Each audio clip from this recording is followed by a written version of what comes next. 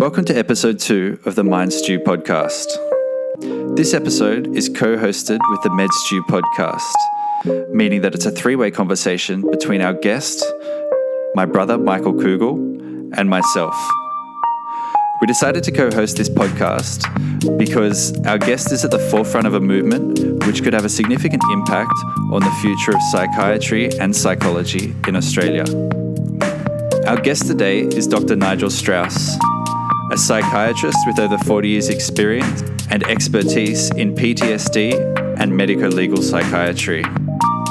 The movement that Nigel is at the forefront of is the resumption of psychedelic research in Australia, a movement given more impetus by recent developments in the United States, where the FDA has granted breakthrough designation to both MDMA-assisted psychotherapy and psilocybin-assisted psychotherapy. Without further ado, here's our conversation with Dr. Nigel Strauss. Nigel, thanks so much for being here. Oh, it's great to be with you guys. Nigel, we wanted to start with a bit of an outline of your background. How did you come to be a psychiatrist, and can you sketch your career for us? Sure. Well, I've been a psychiatrist now for over 40 years. I still can't believe that, but I have been. Obviously, as a psychiatrist, I'm a trained medical practitioner and went into medicine at an early age, probably not realising what the medical course would involve, and found myself not really enjoying it, to be honest. Struggled with it, got through, and the only thing that I really enjoyed, and when I say really enjoyed, I did, it was my studies in psychiatry, which, of course, one does as an undergraduate medical trainee.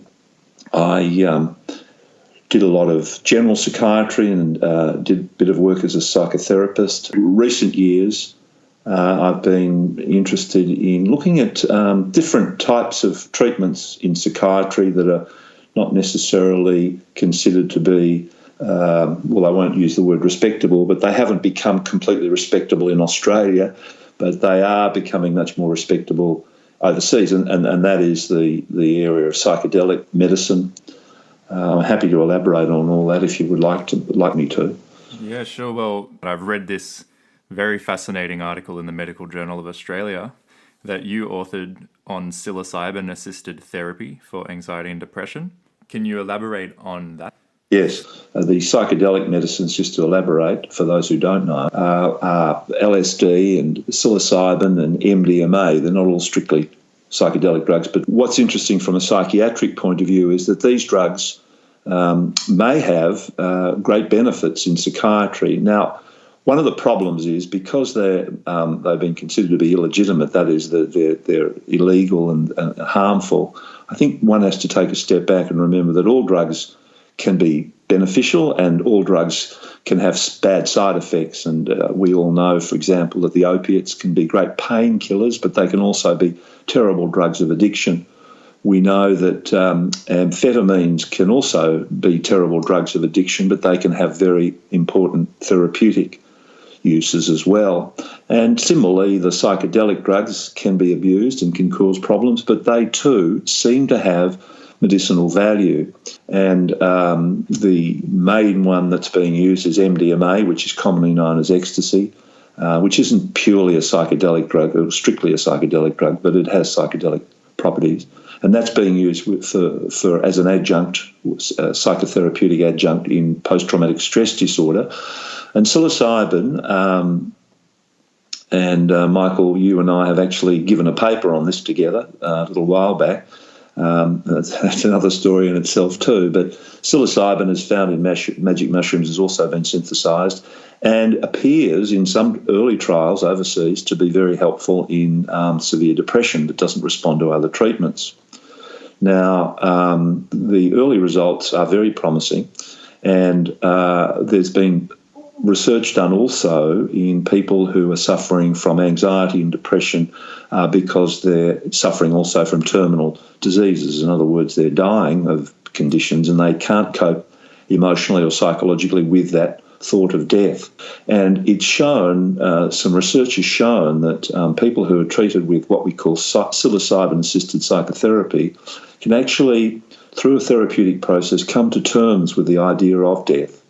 And what these studies have shown is that if we take these people for 10 weeks and we provide them with very supportive psychotherapy and also the opportunity to trial the psilocybin on one or two occasions, that those psilocybin experiences, together with the psychotherapeutic process, can help people come to terms with death. Now, that sounds quite remarkable, but what the psilocybin appears to offer is a sort of dissolution of ego, a dissolution of attachment to oneself, and an understanding that one is part of a much bigger world, and people are prepared to give up their attachments to themselves and their experiences. And this is really the way I think that people have to deal with the death experience. We all have to do that if we're going to have if I can use this expression, a successful death, that we have to come to terms with death by coming to terms with what we cling to and what is important to us. It's a matter of letting go and understanding that death is a natural phenomenon that everyone obviously has to go through, and that some people are much more accepting of that than others. And so it's a novel approach, I understand that, but it seems to be, the early results are showing that it is an effective approach and it can help people die well. So I wrote a paper about that, and it was reasonably well received, I think. But the problem is, of course, Michael, and you know this, that it's resisted by mainly by ethics committees who are too fearful to take the risk and support research, which I think will be excellent research, medically supervised to the highest standards. And if we don't do this research in Australia, we're going to get left behind. And I think that's very sad, because generally Australian research is world standard, but in this particular area we are getting left behind. And I and a number of other people have been advocating for this research to begin as soon as possible. So hopefully it will eventually. Before we continue to explore that, Nigel, I'd like to just come back to that decision of yours to actively promote and take on the risk, the reputational risk of advocating for these class of drugs, which you mentioned there's so much resistance to, certainly among ethics committees. How did you come to be interested in this class of drugs, and why were you prepared to take on the reputational risk to advocate for them? Yes, well, I have one of my areas that I've worked in for a long time is post-traumatic stress disorder, which is become a very well publicised condition, and the frequency of this condition seems to increase all the time, particularly in emergency service workers and, of course, war veterans, but in a number of other situations too where people have traumatic experiences. I was involved way back in the Port Arthur massacre, where a number of people were shot and a number of people were traumatised, and I went down to Tasmania from my home in Melbourne on a regular basis for a couple of years, following up the survivors and their families and the development of their post-traumatic stress disorder. And more recently, I was the main psychiatric consultant in the class action associated with the Black Saturday bushfires, the horrific fires that tore through Victoria back in 2009. A number of deaths and an enormous number of people traumatised by being in those fires or losing friends or colleagues or neighbours, family in the fires. And what I've realised is the treatments available at the moment, generally a cognitive behaviour therapy and antidepressants, they're effective in some people, and we've got to remember that not everyone develops the post-traumatic stress disorder, but those who do, many of them don't get all that much benefit from the standardised treatments that are available.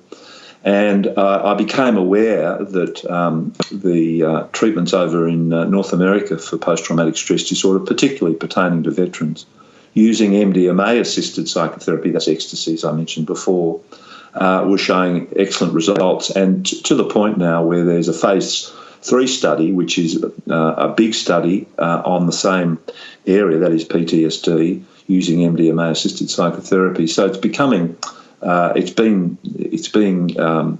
encouraged over there by the authorities in the United States. The MAPS, which is a large organisation which has initiated this study, is looking for places all over the world to participate in the phase 3 study, and we were very interested in doing that. Now, so that's really why I got involved, and yes, it was scary, actually. I mean, I've been a psychiatrist and I've valued my reputation, and so far I think my reputation's okay.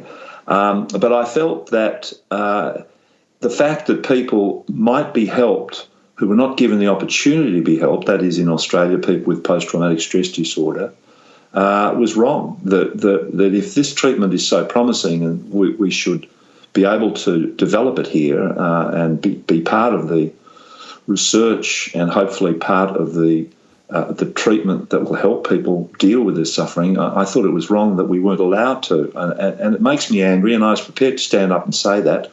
It's been reasonably well received by my colleagues, well, as far as I know anyway. At first, I know the general consensus among senior psychiatrists was that it wasn't really of any value at all. They probably used stronger language than that. I think now, though, they accept that it will happen, but no one seems to be taking steps to allow us to do that research, even though we've been pretty vocal and tried to get that research happening, and particularly in universities where the ethics committees are, that we need to get to obtain permission to do the research. There's a great fear of being controversial. So the sad truth is that universities aren't prepared to take risks, whereas traditionally that's where new thoughts and new ideas took root. That's not happening at the moment. I think it's a very sad reflection on our situation in this country. That's the state of play, and so it's a hard thing to shift, and I think a little bit sad, to be honest, because in the meantime many people are not getting the treatment that might help them. I'm also interested to hear on your involvement with medical cannabis. Could you tell us a little bit about that? With medicinal cannabis, I'm very involved in that as well, because I think that's another drug that has been avoided. But as far as medicinal cannabis is concerned, we see in Australia now that it's legalised. The reason it's become medicinally available is not because of doctors, but largely because of the public's demand for it, and the politicians are swung around supporting it.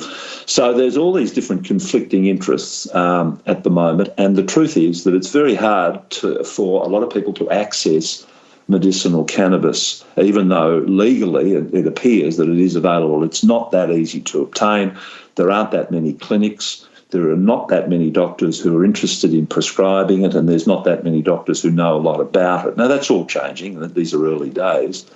But it's complex and fascinating, and I am involved in this area myself, in that a few specialists and myself are initiating a clinic in Melbourne where we hope to, in a limited way, provide cannabis to people, medicinal cannabis to people we feel may be helped with it, but at the same time we're very research orientated. The main criticism from the medical profession is that there's not enough research being done, but at the same time we should recognise that medicinal cannabis, if it's prescribed appropriately and safely, is not necessarily harmful, and we could be helping people who are suffering needlessly. And so I'm also fascinated by medicinal cannabis itself. The science of medicinal cannabis is absolutely intriguing. We're just beginning to know a little bit about it, but the potential is enormous, and I'm very much enjoying my involvement in the whole process. I hope you enjoyed this conversation with Dr. Nigel Strauss. If you did, subscribe and leave a review. A few of the guests we have coming up on the Mind Stew podcast include Bernardo Kastrup, an independent scholar making waves in the study and philosophy of the nature of consciousness, and Dr. Maria Kangas, a professor at the Centre for Emotional Health at Macquarie University. Although there's always a risk of any podcast guest being postponed or cancelled, I mention them because I'd love your input on what you're interested in hearing from these people. So head on over to Twitter and find us at Mind Stew Podcast. That's Mind, S-T-E-W Podcast. Or send me an email. Until next time.